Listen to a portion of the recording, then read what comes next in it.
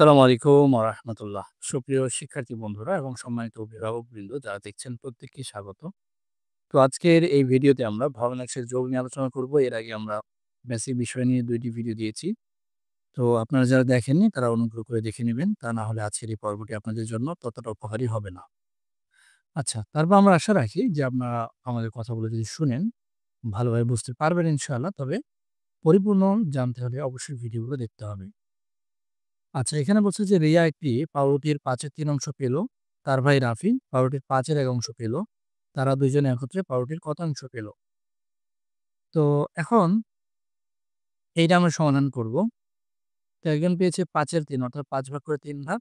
আরেকজন পেয়েছে ৫ ভাগ করে ১ ভাগ। তাহলে টোটাল কয় ভাগ পেয়েছে? ৪ ভাগ। কতর মধ্যে? ৫ ভাগের মধ্যে। তাহলে এটা কি হলো? ৫/৩ এবং ৫-১ যদি যোগ করি তাহলে আমাদের উত্তরটা হবে ৫/৪। আচ্ছা, তো এখানে আমরা দেখতে পাচ্ছি ১ টা, ২ টা, ৩ টা, ৪ টা। টোটাল ৪ টা, টোটাল ছিল ৫ টা ভাগ। তার মধ্যে ৪ টা পেয়েছি। তো এটা একটি মৌখিক হিসাব। কিন্তু আমরা আসলে এভাবে করব না। আমাদের কিছু নিয়ম কানুন আছে। আমরা সেটি অনুসরণ করব। এখানে বলছে যে জাহিদের বাড়িতে গণিতের কাজ হ্যাঁ, কি বলছে যে জাহিদের গণিতের বাড়ির কাজ শেষ করতে সময় লাগে ৫-২ ঘন্টা এবং ইংরেজি বাড়ির কাজ করতে সময় লাগে ৫-৩ ঘন্টা। তো এই ২ বিষয়ের বাড়ির কাজ করতে তার কত ঘন্টা সময় লাগে? আচ্ছা, ভালো। তো এখন ৫-২ আর ৫-৩ কি করতে হবে? যোগ। তাহলে টোটাল আমরা সময়টা পাবো। তো ৫ ভাগ করে ২ ভাগ সময় লাগে, আবার ৫ ভাগ করে ৩ ভাগ। হ্যাঁ? ১ ঘন্টা লাগে। তাহলে কি হচ্ছে টোটাল? ৫ এর মধ্যে ৫ অর্থাৎ সম্পূর্ণ ১ ঘন্টা। তো এটা আমরা বুঝবো কিভাবে যে অঙ্কটা এইভাবে হবে? সহজ কথায় নিচের যদি হরগুলো একই হয় তাহলে হরটা হরের মতো বসবে। আর উপরে ২ আর ৩ অর্থাৎ ২ এবং ৩ এই ২-৩ যোগ করলে কি হয়? ৫। তাহলে ৫ দিয়ে ৫ কে ভাগ করলে ১ হয়। তো এইটুক হচ্ছে এই পৃষ্ঠায় আমাদের যোগ করার বেসিক কথাবার্তা। এখানে বলছে যখন আমরা সমহরবিষ্ট ভগ্নাংশের যোগ করব, যোগফলের হর হবে ভগ্নাংশগুলোর সাধারণ হর। অর্থাৎ এই ২ টার যে হর যদি সেম হয় তাহলে যোগফলের হর ওইটাই হবে।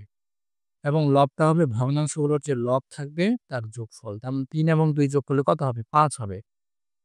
এভাবে এখানে ৫ পেয়েছে। তো ৫ দিয়ে ৫ কে ভাগ করলে ১। এরপর এখন দেখেন আমরা সরাসরি এখানে চলে যাই, যোগ করি। হ্যাঁ? তো এখানে বলছে ১/৩ আমরা যদি ১ নম্বরটা দেখাই ১/৩ যোগ কত? ২/৩। তো হরগুলো হচ্ছে একই। তাহলে একটা এভাবে টান দিব। তাহলে হরগুলো কত? ৩, ৩, ৩। তো হরটা সেম হবে আর উপরের লবগুলো হবে কি? এভাবে ১ যোগ ২। তাহলে নিচে হচ্ছে ৩ আর ২ একে কত হচ্ছে? ৩। তো ৩ দিয়ে ৩ কে ভাগ করলে কত হয়? ১ হয়। যদি দেখা যায় যে উপরে এবং নিচে একই রকম জিনিস, একই সংখ্যা থাকবে তখন সেক্ষেত্রে উত্তর হবে ১। এরপরে আসেন আমরা ৩ নাম্বারটা করি।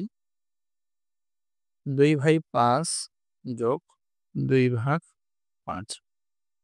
একই রকম ৫, ৫ একই তাহলে হর হচ্ছে ৫ তার উপরে ২ যোগ হচ্ছে ২। তাহলে কি হচ্ছে ৫, ২ এ ২ কত হয়? ৪ এটাই গেল। এরপরে এখন কত? ৭ নাম্বার দেখাই। আসলে আমি শিখাচ্ছি যেহেতু সবই এইজন্য করাবো না। একই রকম নিয়ম কি আর করতে হবে সব। ৫/৬ ১/৬ তাহলে কত হলো? ৬, ৬ এর ৬ হলো। তারপরে ৫ যোগ হচ্ছে এই যে ১। ৬ তার ৫ একে ৬। তো ওখানে যে সেম হলে ১ হবে উত্তর। তাহলে এভাবেই যোগগুলো করতে হয়। এরপরে সবই একই রকম নিয়ম। আচ্ছা, তো আশা করছি যে এই বেসিক অঙ্কগুলো পারা যাবে। আমরা এরপর এগুলো করে দিচ্ছি। আগে আমরা এরপর 11 নাম্বারটা করি আরেকটা। ১১ নাম্বারটা করি। কত? ৪/৮ যোগ ৩/৮। আচ্ছা। তাহলে এখানে ৮ আর ৪ যোগ হচ্ছে কত? ৩। তাহলে নিচে ৮ আর ৪ ৩ এ কত? ৭। এটাই উত্তর।